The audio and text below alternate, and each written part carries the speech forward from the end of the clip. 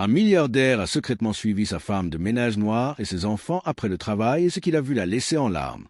Daniel Richardson se tenait derrière le rideau de son bureau privé, observant à travers la vitre blindée Carmen Santos mettre 3 boîtes de conserve et un flacon de médicaments pour enfants dans son sac usé. C'était la 4e fois en 2 semaines que le système d'inventaire automatisé de son manoir enregistrait des écarts mineurs toujours aux mêmes heures, toujours associés à sa carte d'accès.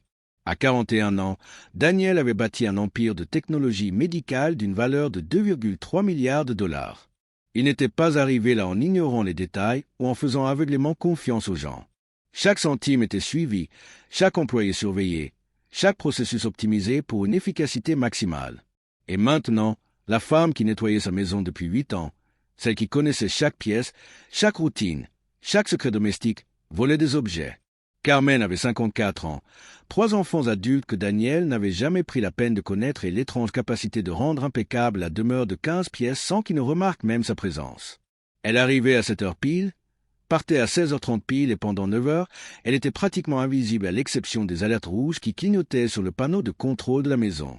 À ce moment-là, Daniel la regardait plier les serviettes avec la même précision militaire que d'habitude, comme si les articles dans le sac n'étaient que le fruit de son imagination. Ce qui le dérangeait le plus, ce n'était pas la valeur. C'étaient des fournitures dont il ne remarquerait même pas la disparition totale. C'était la trahison silencieuse, l'abus de confiance, la certitude qu'il était trompé par quelqu'un qu'il est bien qu'il payait beaucoup trop cher pour faire ce genre de show. Lorsque Carmen éteignit les lumières de la cuisine et se dirigea vers la sortie du personnel, Daniel avait déjà les clés de la voiture en main. Pas la Bentley que conduisait le chauffeur, ni la Tesla qu'il utilisait pour les réunions, la Honda Civic grise qu'il gardait dans son garage pour les urgences et que personne n'associerait au PDG de Richardson Global. 20 minutes plus tard, il la suivait 3 voitures derrière alors qu'elle conduisait sa Corolla 2008 dans des rues qui devenaient de plus en plus étroites et moins éclairées. Daniel n'avait jamais été dans cette partie de la ville, non pas préjugé, mais simplement parce qu'il n'avait jamais eu de raison de s'y rendre. Ses bureaux se trouvaient dans le quartier financier, sa maison dans la banlieue la plus chère. Et entre les deux, il n'y avait que des autoroutes et des quartiers qui n'existaient que sous forme de points sur le GPS. Carmen s'est arrêtée devant un immeuble qui semblait avoir été construit dans les années 70 et oublié depuis. Daniel s'est garé au bout de la rue et l'a vu monter les escaliers extérieurs jusqu'au 2e étage, son sac lourd balançant sur son épaule. Il attendit 10 minutes avant de s'approcher. L'immeuble avait un interphone cassé et sentait la friture mélangée à des produits de nettoyage. À travers la fenêtre du couloir du 2e étage, il pouvait voir Carmen dans un petit appartement en train de ranger des assiettes en plastique sur une table pliante. À côté d'elle, 2 enfants, un garçon d'une dizaine d'années et une fille plus jeune attendaient impatiemment sur des chaises dépareillées. C'est alors que Daniel a compris qu'elle ne volait pas de nourriture pour elle-même.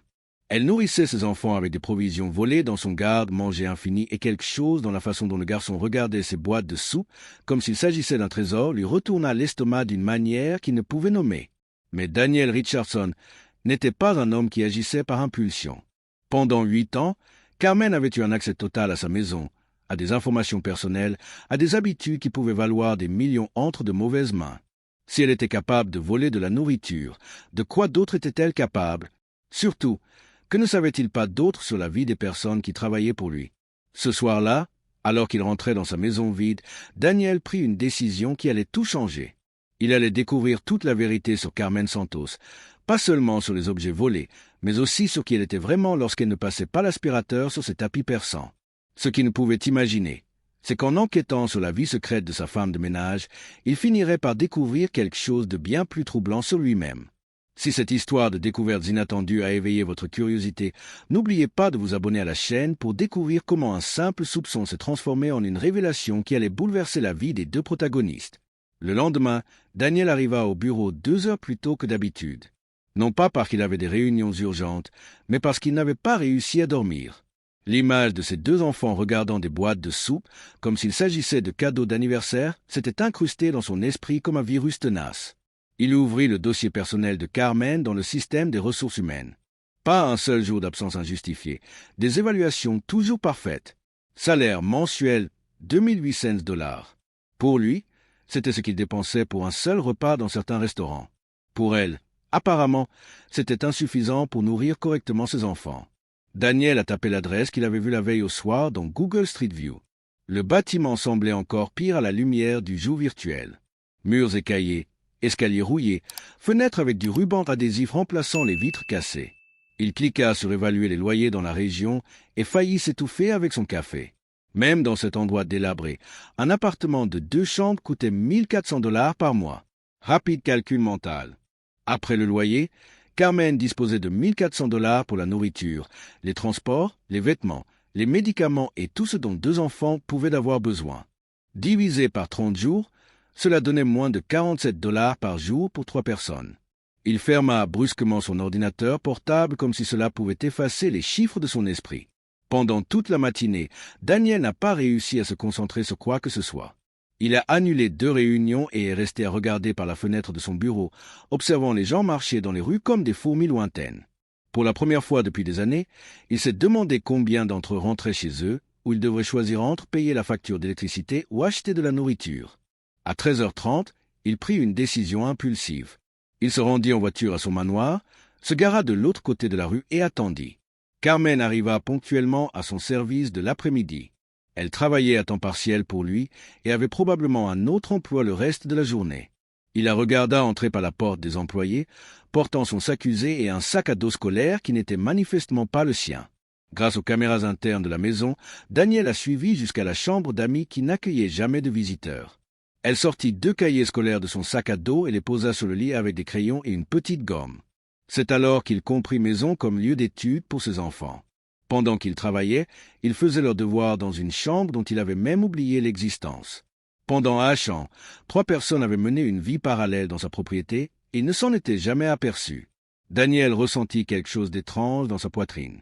Pas vraiment de la culpabilité, mais un sentiment désagréable d'être peut-être le genre de patron dont les gens racontent des histoires négatives.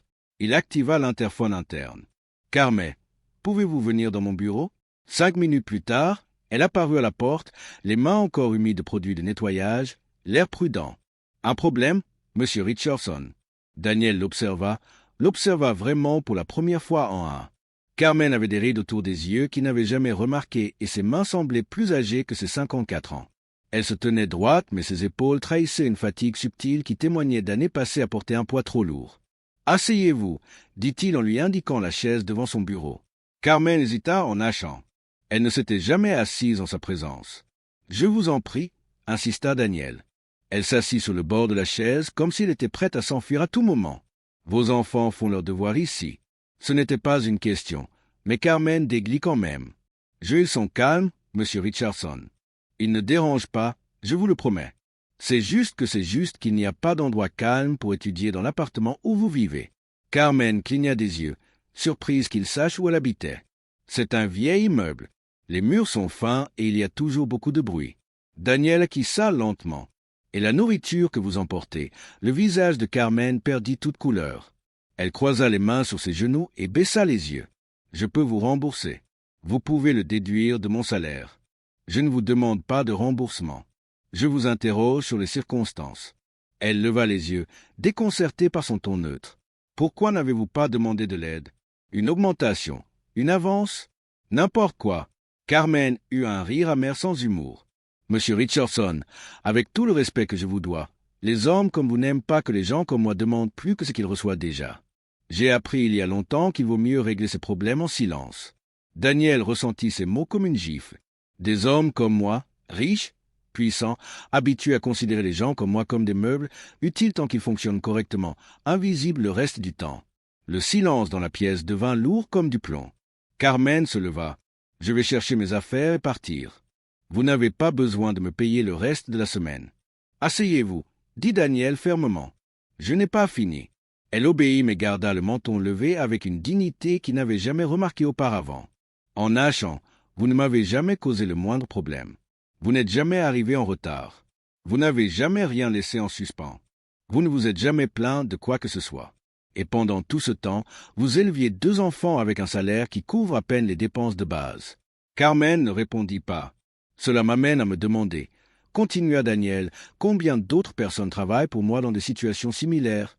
Combien d'autres Carmen Santos y a-t-il dans mon entreprise, dans mon monde, que je n'ai tout simplement jamais remarqué? » Il se pencha en avant et cela m'amène à me demander quel genre d'homme cela fait de moi.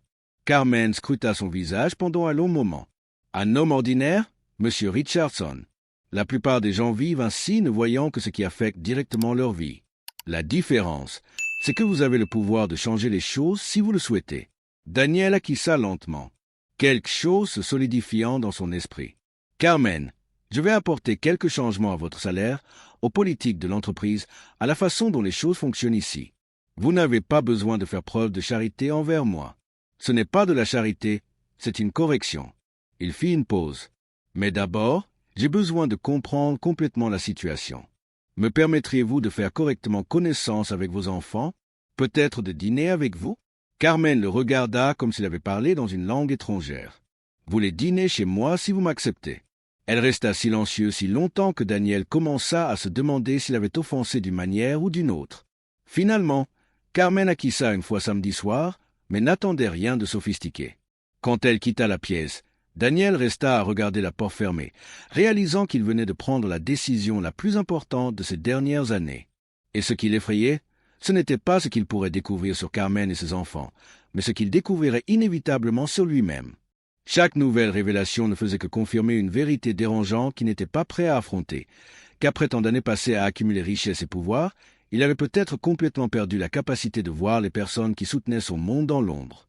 Le vendredi suivant, Daniel arriva au travail avec une détermination qu'il n'avait pas ressentie depuis des années. La nuit précédente, il avait pris une décision qui allait changer non seulement la vie de Carmen, mais aussi celle de centaines d'autres employés. Il avait besoin d'informations, de données réelles et non de suppositions fondées sur la culpabilité. À Asheville, il appela Rebecca Torres, sa directrice des ressources humaines depuis 15 ans. Si quelqu'un connaissait la réalité des employés de l'entreprise, c'était bien elle. Rebecca, j'ai besoin d'un rapport complet. Salaire, coût de la vie, avantages sociaux, situation familiale de tous les employés de soutien, nettoyage, sécurité, maintenance, cuisine. Je veux des données, pas des rapports édulcorés. Rebecca haussa un sourcil. En 15 ans, Daniel n'avait jamais montré d'intérêt pour les détails de la vie personnelle des employés. Un problème particulier. Faites-le, s'il vous plaît, et soyez discrète. À 11, Rebecca revint avec un dossier qui fit déglutir Daniel. Sur les 47 employés de soutien, 31 gagnaient moins de 3 000 $ par mois. 15 avaient un deuxième emploi. H8 vivait dans des appartements partagés par plusieurs familles afin de réduire les coûts. 3 travaillaient même lorsqu'ils étaient malades car ils ne pouvaient pas se permettre de manquer une journée de travail. Daniel dit Rebecca en s'asseyant prudemment. En 15 ans, vous n'avez jamais posé de questions à ce sujet. Pourquoi maintenant? Il ferma le dossier et la regarda. Rebecca, saviez-vous que Carmen Santos utilise notre maison pour que ses enfants puissent étudier? Qu'elle emporte de la nourriture qui serait jetée pour les nourrir? Oui, je le savais, répondit Rebecca sans hésiter. Et je sais aussi que Louis, le gardien de nuit, dort dans sa voiture pendant la journée parce qu'il partage son appartement avec 2 autres familles et que Maria de la cuisine vend ses propres médicaments contre le diabète pour acheter des fournitures scolaires à sa petite fille. Daniel la regarda sous le choc et tu m'en as jamais parlé. Daniel, avec tout le respect que je vous dois, quand avez-vous posé pour la dernière fois des questions sur la vie personnelle de quelqu'un qui n'est pas cadre supérieur? Soupira Rebecca. Ils sont invisibles à vos yeux. Ils l'ont toujours été. Non par méchanceté, mais parce que vous vivez dans un monde complètement différent. Ces mots frappèrent Daniel comme un coup de poing dans l'estomac.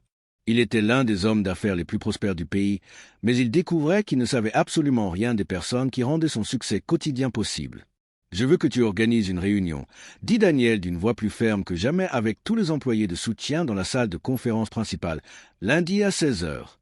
Daniel, cela va effrayer tout le monde. Ils vont penser qu'ils vont être licenciés. Alors, expliquez-leur clairement que ce n'est pas le cas. Et Rebecca, je veux que vous organisiez également un audit complet de nos coûts d'exploitation. Je veux savoir exactement combien nous dépensons en choses superflues par rapport à nos investissements dans les ressources humaines. Ce samedi-là, Daniel se rendit en voiture à l'appartement de Carmen, l'estomac noué par le trac.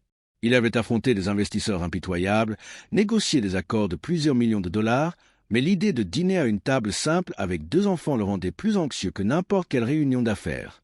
Carmen ouvrit la porte vêtue d'un jean et d'un t-shirt simple, sans l'uniforme de travail que Daniel avait l'habitude de voir. Ponctuelle comme toujours, dit-elle avec un demi-rire. « Merci de me recevoir. » L'appartement était impeccablement propre, mais Daniel pouvait désormais voir au-delà des apparences.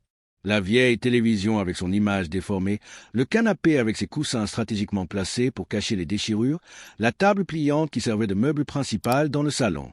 M. Richardson le salua une voix enfantine. Daniel se retourna et vit un garçon d'environ 10 ans maigre mais aux yeux brillants et intelligents. « Tu dois être David. »« Oui, monsieur. Maman m'a dit que vous êtes le propriétaire de la maison où elle travaille. »« C'est vrai. Et toi, je vais être ingénieur ?» répondit David avec l'assurance absolue que seuls les enfants possèdent. « Comme vous. En fait, je suis entrepreneur, pas ingénieur. Mais pourquoi ingénieur? Parce que je veux construire des maisons qui ne s'effondrent pas quand il pleut fort. Notre dernière maison s'est effondrée. » Daniel sentit son cœur se serrer. Quand est-ce que cela s'est passé? Carmen sortit de la cuisine avec un plat. Il y a 2 ans, le bâtiment était vieux. La structure s'est effondrée pendant une tempête. Nous avons presque tout perdu. Et la petite fille? Demanda Daniel, remarquant l'absence du deuxième enfant qu'il avait vu la première fois. Sophia est chez la voisine. Elle fait ses devoirs avec son amie. Elle a 10 ans et elle est timide avec les étrangers. Carmen posa le plat sur la table. Rien de sophistiqué comme je vous l'avais dit, du poulet en sauce, du riz et des haricots. Pendant le dîner, Daniel découvrit des détails qui le choquèrent profondément. David était premier de sa classe à l'école, mais il n'avait pas d'ordinateur pour faire des recherches. Il utilisait les ordinateurs de la bibliothèque publique le week-end. Sophia adorait dessiner, mais elle utilisait du papier de cahier car les blocs à dessin étaient trop chers. Carmen travaillait 6 jours par semaine. En plus de la maison de Daniel, elle nettoyait des cabinets d'avocats 3 soirs par semaine. « Pourquoi n'avez-vous jamais demandé de l'aide » demanda Daniel sincèrement perplexe. Carmen et David échangèrent un rapide regard. M. Richardson dit calmement Carmen, « Les gens comme vous êtes des causes, pas des personnes. Vous faites des dons à des associations caritatives, vous parrainez des événements caritatifs. Mais quand il s'agit de regarder dans les yeux ceux qui sont justes devant vous et de leur demander de quoi avez-vous besoin, c'est rare. » Daniel resta silencieux, digérant ses paroles. Après le dîner, pendant que Carmen faisait la vaisselle, David montra à Daniel ses cahiers scolaires. Ils étaient remplis de notes soigneusement prises, de dessins de machines et de calculs mathématiques impressionnants pour un enfant de 10 ans. « Où as-tu appris tout ça ?» demanda Daniel en montrant une équation complexe. « Youb, il y a des cours sur tout là-bas, mais parfois Internet tombe en panne et je dois attendre. » À ce moment-là, quelque chose s'est cristallisé dans l'esprit de Daniel. Ce n'était pas de la pitié qu'il ressentait, mais de l'indignation. Indignation face à un système qui permettait à un enfant brillant comme David de devoir dépendre d'une connexion Internet instable pour apprendre alors qu'il dépensait chaque mois plus en vain que toute la famille de Carmen ne gagnait. Quand il prit congé ce soir-là, Daniel savait exactement ce qu'il ferait le lundi. « Carmen, dit-il à la porte, lundi à 16 heures, nous aurons une réunion importante à l'entreprise avec tous les employés de soutien. Ce n'est pas un licenciement, c'est le contraire. C'est un changement, un grand changement. » Carmen le regarda avec curiosité. Quel genre de changement? Daniel sourit, un sourire sincère qu'elle n'avait jamais vu auparavant. Le genre qui aurait dû avoir lieu il y a longtemps. Dans la voiture, sur le chemin du retour vers son manoir, Daniel appela son comptable personnel. « Mike, j'ai besoin que tu calcules quelque chose pour moi. Si j'augmentais le salaire de tous les employés de soutien de l'entreprise de 50%, quel serait l'impact sur le budget annuel? Voyons voir. Cela représenterait environ 400 000 $ par an. » Daniel faillit éclater de rire. 400 000 $, moins que ce qu'il avait dépensé pour la montre qu'il portait au poignet. Et si l'augmentation était de 100% 800 000 $ par an? Faites les calculs pour mettre cela en œuvre à partir du mois prochain. Et Mike, je veux également créer un fonds pour l'éducation, des bourses intégrales pour les enfants des employés qui souhaitent aller à l'université. Avez-vous un budget en tête pour cela? Daniel pensa à David expliquant des équations mathématiques dans un cahier froissé, rêvant de construire des maisons qui ne s'écroulent pas. Pas de limite budgétaire. Aucun enfant de mes employés ne renoncera à étudier par manque d'argent. Lorsqu'il raccrocha le téléphone, Daniel réalisa qu'il était sur le point de faire quelque chose qui allait non seulement changer des vies, mais aussi redéfinir complètement qui il était en tant que personne et en tant qu'homme d'affaires. Et pour la première fois depuis des années, il était sincèrement impatient d'aller travailler le lundi. Ce qu'il ne soupçonnait pas encore, c'est que sa décision de s'intéresser réellement aux personnes qui soutenaient son empire allait révéler des secrets bien plus importants sur l'inégalité, la dignité et la véritable signification du succès. Des vérités qui allaient transformer non seulement son entreprise, mais aussi sa vision du monde à jamais. Le lundi à 16 heures, Daniel entra dans la salle de conférence principale et trouva 47 employés de soutien assis sur des chaises qui coûtaient probablement plus cher que leur salaire hebdomadaire. La nervosité était palpable. La plupart d'entre eux n'avaient jamais mis les pieds à cet étage et encore moins pris place à la table où se prenaient des décisions qui se chiffraient en millions. Carmen était assise au 3e rang, les mains croisées sur les genoux, l'air prudent. À côté d'elle, Louis de la sécurité de nuit tripotait nerveusement sa cravate empruntée et Maria de la cuisine regardait autour d'elle comme si elle visitait un musée. « Merci à tous d'être venus », commença Daniel, renonçant au micro et se tenant debout au centre de la pièce. « Je sais que beaucoup d'entre vous sont nerveux, se demandant s'ils ont fait quelque chose de mal, s'ils vont être licenciés. » La réponse est non. Rien de tout cela. Un murmure parcourut la salle. En fait, je suis ici pour vous présenter mes excuses et pour corriger des erreurs que j'aurais dû corriger il y a des années. Daniel activa le projecteur. La première diapositive montrait un simple tableau comparatif, les salaires actuels par rapport au coût de la vie dans la région. J'ai découvert quelque chose de choquant cette semaine. J'ai découvert que 31 d'entre vous gagnent moins de 3 000 $ par mois, que 15 doivent cumuler 2 emplois, que H8 partage des appartements avec d'autres familles pour pouvoir payer leur loyer, et que 3 travaillent même lorsqu'ils sont malades parce qu'ils ne peuvent pas se permettre de perdre une journée de salaire. Le silence dans la salle était assourdissant. J'ai découvert que Carmen utilise ma maison pour que ses enfants puissent étudier car il n'y a pas d'endroit calme dans l'appartement où ils vivent, que Louise dort dans sa voiture car elle partage sa chambre avec 2 autres familles, que Maria vend ses propres médicaments pour acheter des fournitures scolaires à sa petite fille. Carmen écarquilla les yeux, réalisant l'étendue des recherches effectuées par Daniel. Pendant 8 ans, Carmen a travaillé pour moi avec une perfection absolue. Jamais une erreur, jamais un retard, jamais une plainte. Et pendant tout ce temps, elle emportait de la nourriture qui allait être jetée pour nourrir ses enfants parce que son salaire n'était pas suffisant. La voix de Daniel devint plus ferme, plus déterminée. Cela prend fin aujourd'hui. Non pas parce que je suis un saint, mais parce que j'ai découvert que je suis un hypocrite. Je parle de technologie médicale qui sauve des vies alors que les personnes qui font vivre mon entreprise luttent pour survivre. Il cliqua pour passer à la diapositive suivante. À compter de maintenant, tous les salaires des employés de soutien augmenteront de 100%. Nous doublons leur salaire à partir de cette semaine. Un cri étouffé retentit dans l'auditoire. Plusieurs personnes se couvrirent le visage de leurs mains. Carmen se pencha en avant, incrédule. Deuxièmement, nous avons créé un fonds éducatif complet. Tout enfant ou petit-enfant d'un employé qui souhaite aller à l'université recevra une bourse complète. Frais de scolarité, livres, logement, tout. Louis de la sécurité se mit à plairer ouvertement. Troisièmement, une assurance maladie familiale complète, incluant les soins dentaires et psychologiques pour vous tous et vos familles. Sans copaiement, sans délai d'attente, sans bureaucratie. Maria de la cuisine s'est levée brusquement et a quitté la pièce. Daniel s'est arrêté inquiet, mais Rebecca lui a fait signe de continuer. Elle était allée pleurer dans le couloir. Quatrièmement, une crèche interne pour les enfants des employés parce que personne ne devrait avoir à choisir entre travailler et s'occuper de ses enfants. Daniel a regardé Carmen droit dans les yeux. « Carmen, vous allez diriger un nouveau département, le bien-être des employés. Votre nouveau salaire sera de 8 000 $ par mois avec un plan de carrière défini. Parce que quelqu'un qui parvient à élever 2 enfants brillants avec $ par mois, c'est clairement mieux gérer les ressources que n'importe quel MBA que j'ai déjà embauché. » Carmen porta les mains à sa poitrine, les yeux remplis de larmes. « Mais il y a une condition, » poursuivit Daniel d'une voix plus sérieuse. « Je veux que vous m'aidiez à identifier d'autres entreprises, d'autres situations où cela se produit. Nous allons créer un mouvement, pas seulement une politique interne. » Il cliqua sur la dernière diapositive une photo de David montrant ses calculs mathématiques. Voici David, le fils de Carmen. Il veut devenir ingénieur. Il rêve de construire des maisons qui ne s'effondrent pas quand il pleut. Il a 10 ans et résout déjà des équations que je ne saurais pas résoudre. Mais il étudiait dans un cahier froissé parce que sa famille n'avait pas les moyens de lui acheter du matériel scolaire adéquat. La salle était complètement silencieuse. Seuls quelques sanglots discrets venaient rompre le silence. David va fréquenter la meilleure université du pays avec la bourse la plus complète que je puisse lui offrir. Non pas par charité, mais comme un investissement dans le type de personne dont ce monde a besoin. Et il en va de même pour tous vos enfants. Daniel éteignit le projecteur et s'approcha de Carmen. « Carmen, acceptez-vous de diriger ce département? Acceptez-vous de m'aider à transformer cette entreprise en un lieu où nos enfants seraient fiers de travailler ?» Carmen se leva lentement, les larmes coulant sur son visage. Pendant un instant, Ils se regardèrent simplement.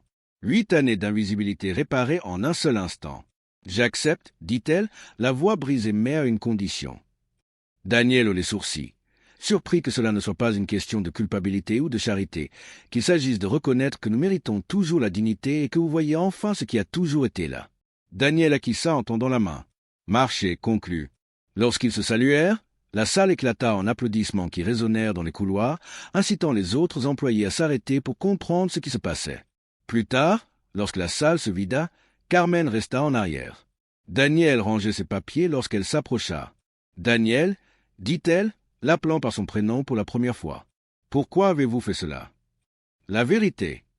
Il s'arrêta pensif, car j'ai réalisé que je construisais un empire sur l'invisibilité de personnes brillantes et j'ai découvert que je préférais être connu comme l'homme qui a choisi de voir plutôt que comme l'homme qui a choisi d'ignorer. Carmen sourit d'un sourire empreint d'une paix que Daniel n'avait jamais vue auparavant.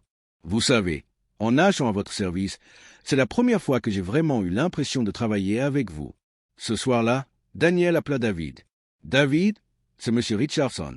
Tu m'as dit que tu voulais devenir ingénieur? »« Oui, monsieur. »« Alors, prépare-toi parce que nous allons construire des maisons ensemble et elles ne s'écrouleront jamais. » De l'autre côté du fil, il entendit David crier de joie, appelant sa mère et sa sœur. C'était le son de l'espoir devenant réalité. Et Daniel comprit qu'il avait enfin trouvé le véritable sens du succès.